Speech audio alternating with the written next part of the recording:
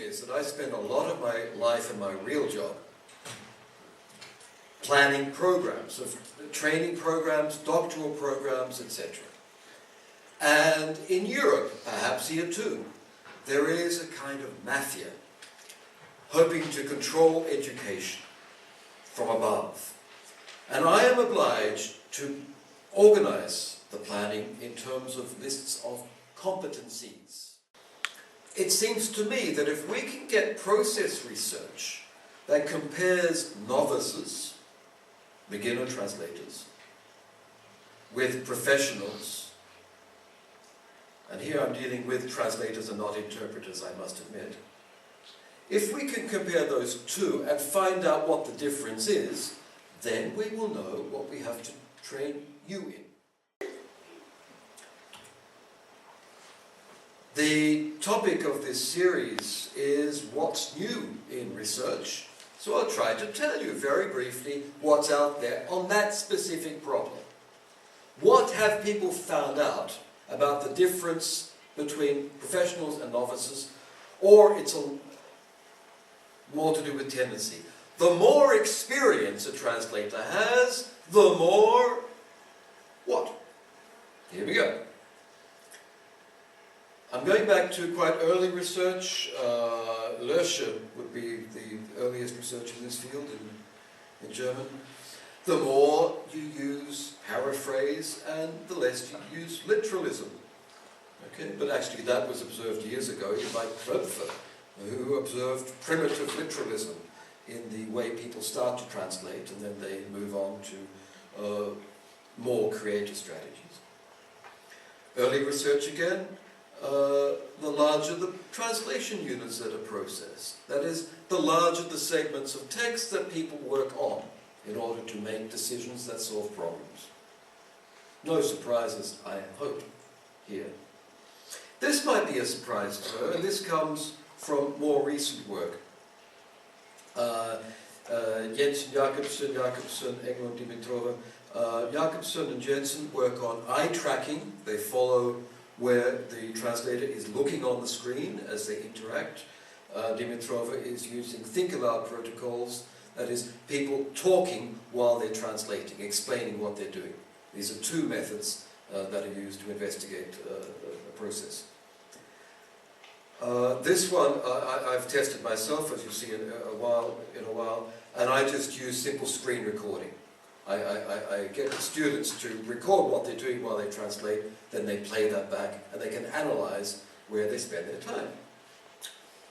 The more experience, the longer the time spent reviewing work. Okay? And the fewer changes are made. This, for me, is key, because we don't really teach a lot of reviewing or revising. It's sort of there as a matter of course.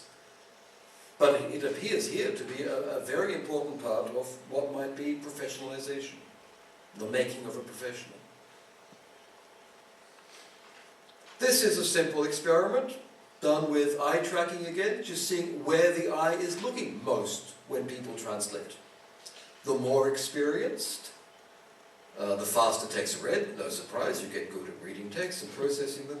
But the more time you look at the target text and the less on the source.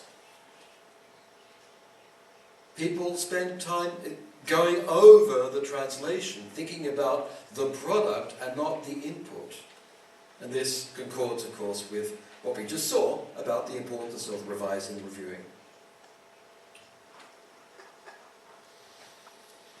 Here it becomes more tenuous. I'll explain why I think I'll have time to do so. It's claimed that there's more top-down processing when people are more professional. That is, they think about the big problems. What is this text getting at? Whom is this a text addressed to? What is its purpose? And then I'm going to solve my problems on that basis, rather than a bottom-up strategy.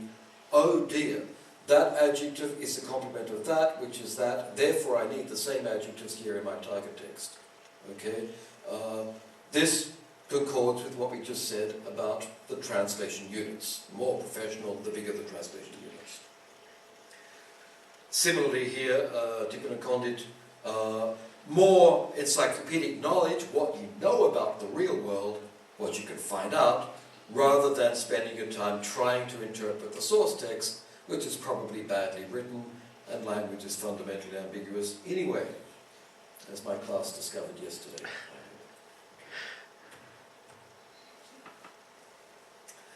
The people working on Think Aloud protocols, these are the translators talking as they translate, find that the more experienced translators happen to have more to say. They can justify themselves, they express more principles and more personal theories. I feel that. Rather than the novices that tend to feel guilty and hide their doubts. Research by Künspi, more experienced translators incorporate the client or instructions from the client or thought about the needs of the client into the risk management process. This particularly concerns the solving of ambiguities in the text. Still, it's a lot of research here. I will add, in passing, that the subjects researched upon are very few in number. So these are just hypotheses.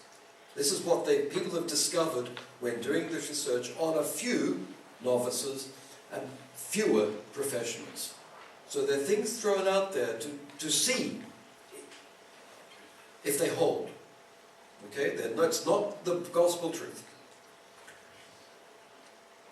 This is one that has been more difficult. It was assumed in the early work that the more experienced you become, the more routine tasks become automatic. That is, you do things without thinking about them. Like riding a bicycle. Remember when you learned to ride a bike and you kept falling off? And you had to think about what to do? And now, of course, you get in a car. No, you get on your bike. Okay?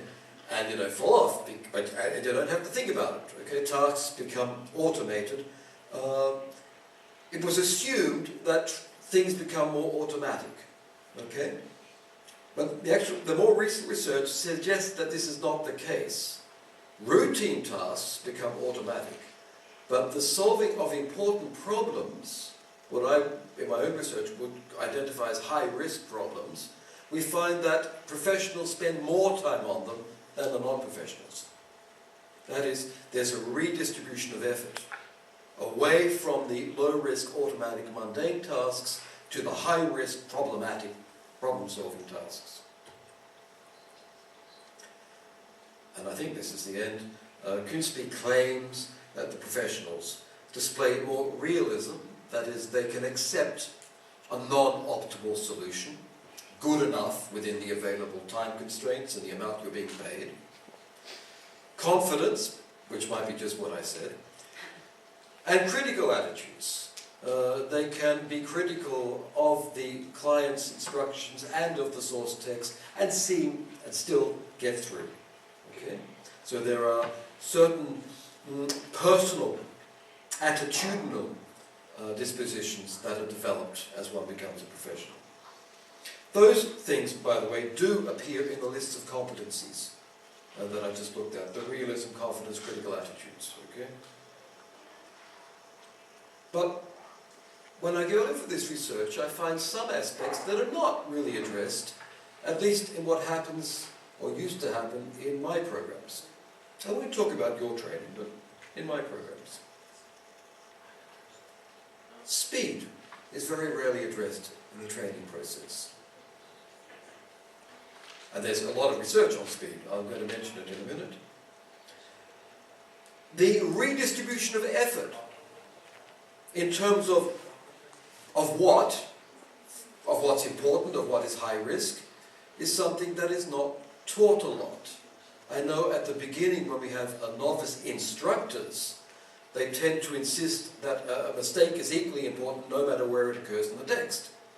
But anyone who works with real-world text sort of knows that some bits are really important and others are very mundane. Documentation, the capacity to work with external sources, and what I mentioned, the key role of reviewing. In brackets, new technologies, although this is an area that is still under-researched within process studies.